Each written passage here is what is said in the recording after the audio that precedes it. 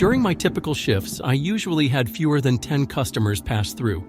But despite the low volume, I never found myself with a moment to relax. My supervisors had a clear expectation. Whenever I wasn't engaged in assisting customers, I was to focus on restocking the shelves. The store I worked at was larger than the average Waldom, and there was almost always at least one other employee around, whether they were busy stocking or tidying up the aisles. Yet, on this particular night, I found myself completely alone in the store. As I busied myself with stocking the cereal aisle, I suddenly heard a noise, a sound like something crashing down, coming from the adjacent aisle. Normally, the sliding doors of the store made enough noise to alert me to anyone entering, so I was taken aback to realize that someone was indeed inside. It was a bit unsettling, but I brushed it off as I continued my task. However, things took a turn when I glanced to my left and caught sight of a man standing at the edge of the aisle, his gaze fixed on me with an unsettling intensity. "Do you need something, sir?" I asked, trying to maintain my professionalism despite my growing discomfort. No. Could you just point me to the eggs?" he replied, his voice flat and devoid of emotion. There was something off about him. His face was not conventionally ugly, but it was peculiar in a way that made me uneasy. His upper lip protruded in an odd manner, almost reminiscent of a character from The Simpsons. A wave of discomfort washed over me, knowing that I would have to assist him at the register later. I hurriedly finished stocking the cereal aisle, my mind racing as I pushed the U-boat cart toward the back room. Suddenly, the same man cut me off in the middle of the aisle, his presence imposing as he blocked my path. He appeared to be in his mid-30s while I was just 22, looking even younger than my age. He halted my progress and began making awkward small talk, asking for my name, my age, where I went to school, and why I was working the night shift. His inquiries grew increasingly strange as he probed about my social life, asking if I often attended parties and if I had a girlfriend. When I informed him that I didn't, he pressed further, asking if I had ever had a boyfriend while placing his hand on my shoulder, an action that made my skin crawl. Alarm bells rang in my head, and I quickly distanced myself from him, pushing the cart away as I walked briskly down the aisle. To my dismay, he followed closely behind and I felt my anxiety spike. I firmly told him that I wasn't interested in whatever he was insinuating and quickened my pace until I finally reached the back storage room. Thankfully, he didn't follow me inside. I was aware that I shouldn't linger in the back for too long, as it could lead to customer theft, so I decided to wait for him at the register, hoping he would check out and leave without further incident. I waited there for what felt like an eternity, at least 20 minutes, but he never appeared. Convinced he must have left, I assumed he might have taken the eggs or something else, but there was little I could do about it now. A sudden urge to use the restroom struck me, and I made a quick dash to the employee bathroom. Just as I settled onto the toilet, my heart dropped when I heard the bathroom door creak open. I fought the instinct to shout, "You can't be in here," not wanting to reveal my position. I instinctively lifted my leg, hoping to remain hidden from view beneath the stall. What transpired next was nothing short of horrifying. I sat in paralyzing silence, staring at the floor, too terrified to move. Finally, when I dared to look up, I was met with the sight of an eye peering through the crack in the stall door. A scream erupted from my throat as panic coursed through me. I felt utterly trapped. In that moment, I realized I had only one chance to act. I fumbled for the box cutter I always kept in my pocket and slid it through the crack, hoping to force him to retreat. To my relief, he flinched and pulled back, and I seized the opportunity, slamming the stall door open into his face as I bolted out of the bathroom, sprinting toward the store's exit. Once outside, I frantically dialed my boss, calling him at least 5 times before he finally answered. I breathlessly recounted the entire ordeal and he instructed me to call the police, which I did without hesitation. Unfortunately, by the time the police arrived, the man had vanished without a trace. Following that harrowing incident, I only worked the night shift 2 more times and thankfully I never encountered him again.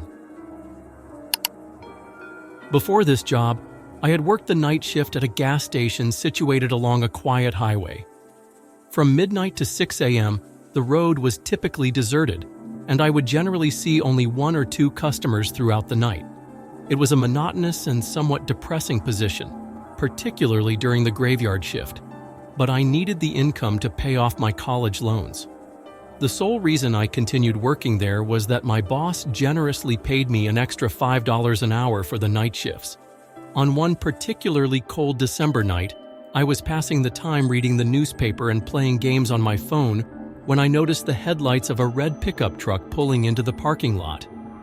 A man emerged from the vehicle and stood by the gas pump. Assuming he was going to pay with cash, I returned my attention to my newspaper. Moments later, I looked up to find him still standing there, staring at the gas pump with a look of confusion etched on his face. A chill crept down my spine as the tall man slowly turned his head to face me. Although I couldn't make out his features clearly, I could feel his gaze bore into me. I tried to ignore him, pretending to read, but my heart raced with unease. All I wanted was for him to pay for his gas and leave. When I glanced up again, I gasped. He had moved much closer to the front door. It was unsettling that he remained still, his eyes fixated in my direction. I approached the door for a better look, but all I could see was darkness where his face should have been. Fear gripped me, and I quickly locked the door, flipping the open sign to closed, not caring about the potential repercussions. I was terrified. I returned to the counter and perched on a storage container, desperately trying to avoid looking outside. In a moment of panic, I texted every friend I had, hoping to share my fear and seek comfort. A few minutes later, I mustered the courage to check if he was still there, only to scream in terror when I saw he was right outside the door, staring at me. Without hesitation, I picked up the phone and called the police. The operator hesitated to send help based on my vague description, but I managed to convince her of the urgency of the situation. I crouched behind the counter, curling up like a frightened child as I heard heavy thuds against the door, not innocent knocks but violent attempts to break in. Then, just as suddenly as it began, it stopped. I strained my ears and heard the unmistakable sound of a car starting outside and driving away. When the police finally arrived, I reported the red pickup truck and the direction it had gone. Unfortunately, I couldn't provide a description of the man's face, only that it had been shrouded in darkness. The officers informed me that there wasn't much they could do since he hadn't technically committed a crime.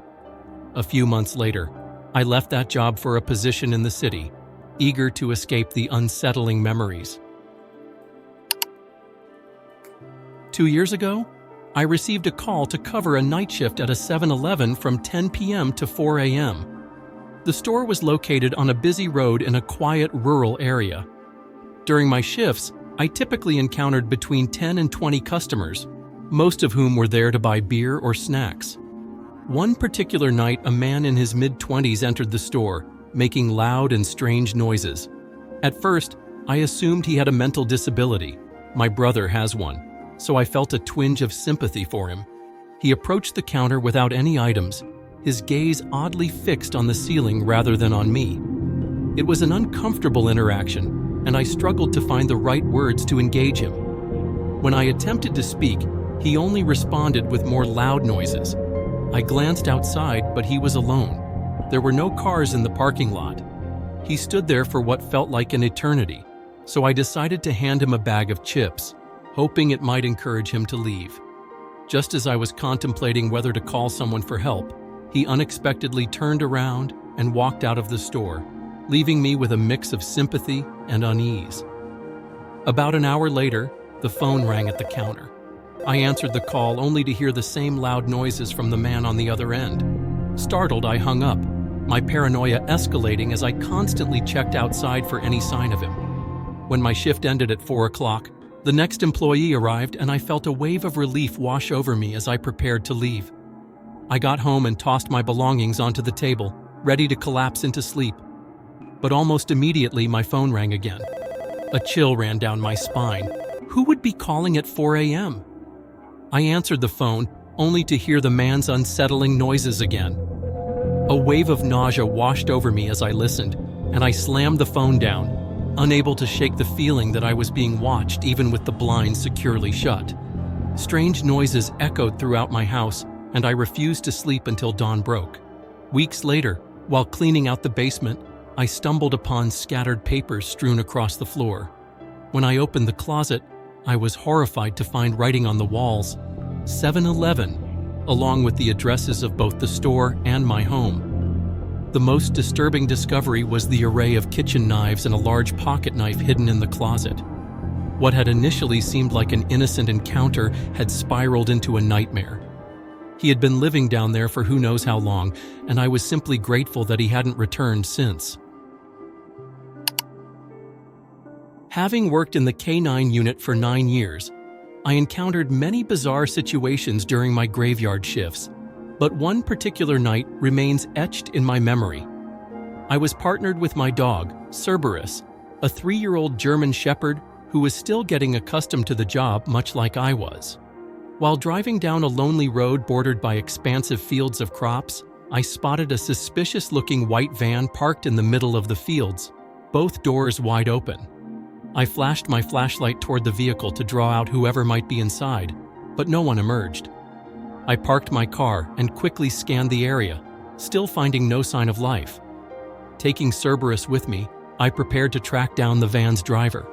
As we approached the trunk, Cerberus began to pull on the leash, her excitement palpable as she strained against my grip. I opened the trunk, and a wave of putrid air washed over me. I nearly staggered back, reeling from the horrific sight that awaited me. 7 full body bags, each with feet protruding ominously from the ends. In a panic, I called for immediate backup over my radio. Just then, I heard a twig snap nearby, and Cerberus erupted into a frenzy, barking wildly.